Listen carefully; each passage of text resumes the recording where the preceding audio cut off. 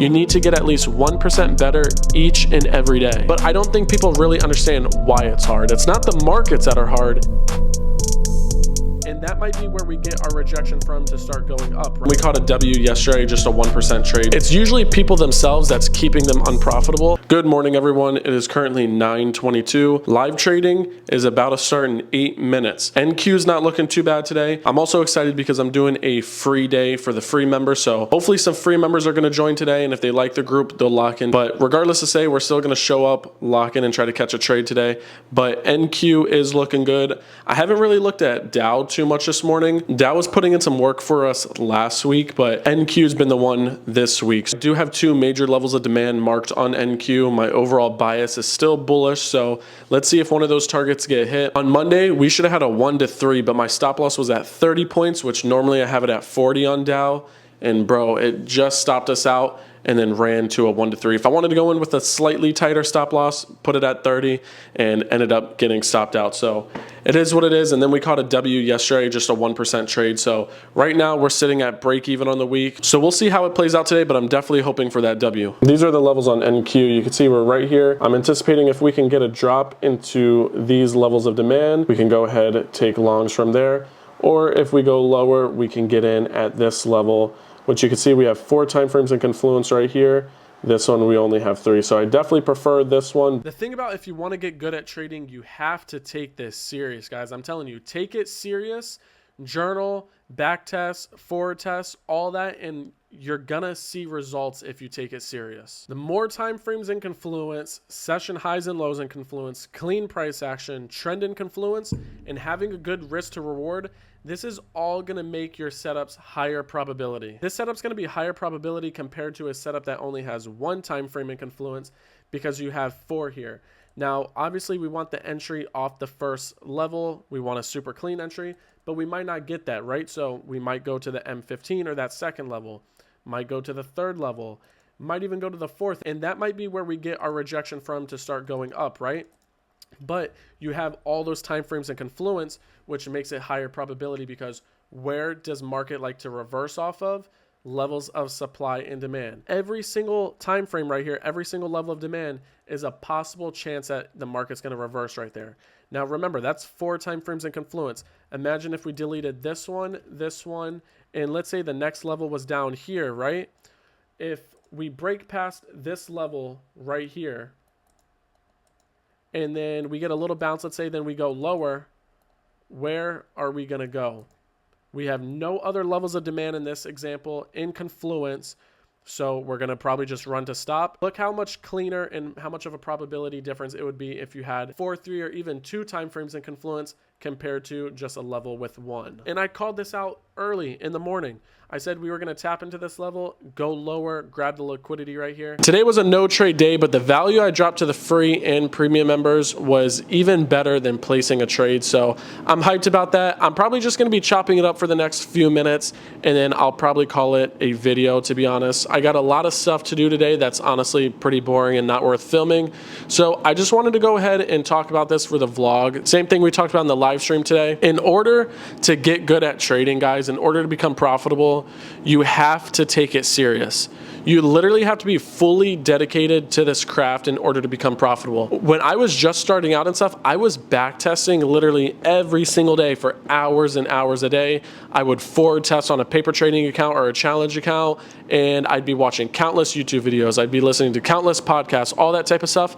I mean, I literally took it super serious that I had to cut people out of my life in order to get where I want to be. And I'm still doing that, you know, I'm still not exactly where I want to be, but I'm going to get there, and I keep on making progress and progress and progress. Now, remember, I said you have to take it serious. That means cut out all distractions. And if trading is really what you want to do and you want to be good at it and you want to be profitable, you literally have to dial in. That's all you have to do. Do everything I just said, back test, forward test, journal. Journaling is going to be huge when it comes to becoming a profitable trader. If I didn't journal, I don't think I would have ever gotten to that profitability stage. You journaling on a winning day, losing day, or even a no trade day is going to tell you what you did right, what you did wrong, and what you could have done better. And it's going to tell you a lot more information besides that. It's going to tell you what your best trade days are, your like worst trade days, stuff like that. And all that information is going to be crucial. Like for me, Mondays are my least traded day, and honestly Mondays have the highest losing rate when I do trade. So I only gained that information from journaling, and I'm glad I did. Tuesdays, Wednesdays tend to be some of my best days. So that type of information I got from journaling. Now, journaling I did not do in the beginning, and that's why I was struggling and stuff. But journaling is what made me figure out all my mistakes. I was over trading, over leveraging. And whenever I started writing it down every single day, like, man, I lost this day because of this. I lost this day because of this. My emotions were this. I literally stared at it, and me writing it down every single day made me realize what I was doing wrong, and I started to take accountability. That's the thing. That's what separates profitable and unprofitable traders. It's accountability. A lot of people are blaming the markets on them losing. No, it's most likely you, to be honest. If you are not profitable, it's most likely you that's keeping you unprofitable. It's not the markets, it's you, because how am I profitable in the markets right now, but you're not? It's most likely not the strategy. And I'm not talking about, oh, you lost today, I won today, or vice versa.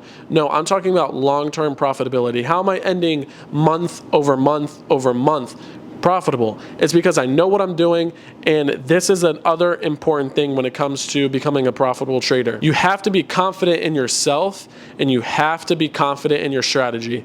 If you are not confident in yourself and you're not confident in your strategy, you won't be profitable. I go into the market every single day and I look for the same exact thing, which is supply and demand levels. I look for session highs, session lows. I look for liquidity levels. I read price action. I look at volume, all that type of stuff. It's the same thing every single day. I go, first thing I do, look at red folder news. Second thing, I'm looking at all these levels of supply and demand, and I mark them out. I set my buy limit or sell limit at the high probability setups, and I let price come to me. And if price doesn't come to me, I don't take a trade. If it does, cool, I'm in. Win, loss, whatever happens, I'm sticking to my plan because I'm confident in myself and I'm confident in my strategy, and I've been trading this strategy for quite some time now, and it's been proven to work, so that's why I'm confident in it. And I've been working on my discipline, I've been working on my psychology, and I've proven to myself by not making the same mistakes that I used to, like the over trading, over leveraging, all that type of stuff. And I've proven to myself, and that's why I can stay calm in a trade and I don't panic or anything like that. So that stuff is definitely crucial to understand, guys. I'm telling you, work on your confidence within yourself and work on your confidence within your strategy to become profitable. And like I said, today, even though we did not place a trade, bro, I still dropped value. I told him exactly what to look for, what makes a high probability setup, that type of stuff. So if you didn't join today when it was free, you missed out. You literally missed out. And I talk about some of this stuff in the free videos I have in the free group. So if you want to join, click the link in the bio. But all that stuff, bro, is straight heat. I'm not even gonna lie, that stuff's straight heat. And if you actually want to get good at this, learn from someone that knows what they're talking about. I don't sell the lifestyle. I don't sell that I'm a millionaire guru or anything, because I'm not. I'm gonna be fully transparent with you guys, and that's why I live trade, and I tell the members all the time, I'm gonna teach you what I know. If I don't know it, I'm not gonna teach it, right? If I don't have this type of lifestyle, I'm not gonna sell it. My lifestyle is very normal at the stage I'm at, right? And I'm not going to be posing next to no Lamborghinis pretending like it's mine or anything like that. I'm not going to go to a high rise saying it's mine, blah, blah, blah. No, I live trade to be fully transparent with you guys. My wins are live. My losses are live. I'm live 7 days a week trading and doing educational calls, teaching the members in my group. And that's exactly how I want to be. I'm not going to sell this lifestyle because I'm still building my dream. And I'm going to be fully transparent with you guys. It's been crazy, crazy hard. but I'm slowly getting there. I'm making progress literally every single day. Like I tell the premium members, you need to get at least 1% better each and every day. And that little 1% every single day is gonna add up over time. I remember when I didn't even know what supply and demand was. I remember when I would look into it, I'm like, it's way too hard. I can't even learn this. And then I slowly started practicing it a little by little, I started understanding it. And now I can spot supply and demand levels like that. And I can just mark them, boom, boom, boom, boom, like that. I can read price action, amazing, right? Before, I did not know how to read price action. I can read price action very, very good now. So I've came a long way. And that is just by me being disciplined, staying consistent. And you got to stay consistent even when you're not motivated, even when you're not seeing any results, right? Because the thing about it is we're all human. And of course, I have motivation and I'm motivated by things, but I'm not motivated all the time. And when I'm not motivated, I still put in the work, and that is because I am disciplined. Discipline is going to outwork people that are motivated. Of course, we're motivated by a lot of things, but people that are disciplined are going to outwork the ones that are motivated. You might be motivated by a certain lifestyle, by certain materialistic things, but if you only go off motivation, what are you going to do when you're not motivated? Because we're all human, and regardless how motivated I say I am, sometimes I get drained and I get tired and I don't want to do anything. But the lifestyle I want requires me to get up and work towards my dreams, even when I don't feel like it. That is discipline. Me being disciplined is getting me farther and farther in life. I wouldn't be getting payouts. I would have given up a long time ago when it was hard. YouTube, I'm only sitting at like 183 subscribers while making this video, but I'm still making videos. Why? Because I enjoy it, because I want to teach people, I'm disciplined, motivated, all that type of stuff. If I wasn't disciplined, I would have given up a long time ago when I wasn't even gaining subscribers or anything like that. I would have given up, but I see the vision and I know my worth. I know how hardworking I am. I know I'm disciplined. And if I want something, and I can see the vision in it, I'm going for it. That's why I'm filming this. This might get literally a few views, right? This might get 20 views, 25 views, but I don't care. I'm still gonna post it. I'm still gonna make progress. And even when I'm not seeing results, I'm still going towards my dreams. I was gonna make this more of a vlog style, but I got a lot to do today that's really boring and it's not even worth filming. So let's just answer a few questions. The first question is, would I ever go back to one of my old strategies? The answer is no. Why would I? My strategy that I use now has made me profitable. I get payouts from it, and I've been using it for like a year and a half, 2 years now. So why would I go back to the old strategy? Don't get me wrong, I was trading support and resistance before supply and demand, and support and resistance wasn't a bad strategy. It wasn't like fully clicking. Like I understood it and stuff, but I wasn't seeing the results I wanted to see. And I was trading support and resistance for like 8 months to a year. So I wasn't strategy hopping or anything, but I just wasn't seeing the results I wanted. So that's when I got into supply and demand. I started studying it, and this strategy, once I fully understood it, clicked like that. And by the time I knew it, I was seeing results. So no, I would not go back to my old strategy. The next question is, do I really think trading's as hard as they say? Honestly, yes. Trading has a high fail rate and it's definitely hard, but I don't think people really understand why it's hard. It's not the markets that are hard. It's most of the time people's psychology that's making it harder than it actually needs to be. They're overcomplicating it and they're making stupid mistakes.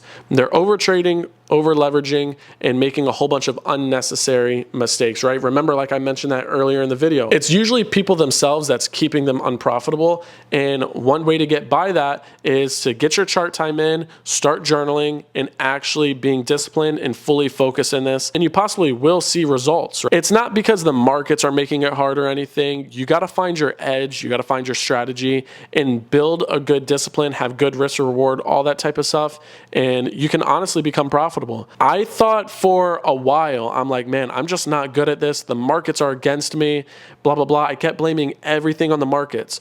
When in reality, when I started journaling and taking accountability, that's when I started seeing results, because I figured out it was me, not the markets, that was keeping me unprofitable. The third question is, would I ever launch one-on-ones? And honestly, I've been thinking about doing one-on-ones for quite some time now. I keep getting asked by a few people if I would open up one-on-ones? And the answer is possibly yes. I'm definitely thinking about it, and it might be coming in the near future. It might not. I don't know 100% yet, but I'm definitely tossing the idea of opening up some one-on-ones. So if you're interested in kind of getting a more in-depth, personalized look into my strategy, me talking about psychology, all that type of stuff, keep an eye out for the WAP because I might be opening up one-on-ones. So just keep an eye out for it. The last question that I'm probably going to answer for this video is, why do I not trade red folder news when it brings a lot of volatility and I can make a lot of money? It's not worth it. The market brings plenty of good setups. I don't want to risk it during red folder news. Red folder news, you're right, it brings a lot of volatility, which necessarily isn't the best for when you're in a trade. It can literally run to your stop loss just as fast as your take profit. You can make a bunch of money quick, but you can lose a bunch of money quick. So I'm not willing to risk that. I can't remember the last time I've actually traded red folder news, and I don't ever plan on doing it again. Like I said, the market gives plenty of good opportunities without holding a trade during red folder news. So I just won't ever do it. Red folder news is too volatile, too unpredictable sometimes, and it's just not worth it. I think to be a profitable trader, you should really stay out of red folder news and kind of just let the market do its thing. I thought this was going to be more of a vlog style, but like I said, I have a lot of stuff to get done today that's pretty boring and not worth filming. So I'm going to go ahead, get started on that, and I will go ahead and see you guys in the next video. Everyone leave a like, comment, and subscribe. If you want to join the WAP, click the link in the description. If you want to follow me on Instagram, also click the link in the description.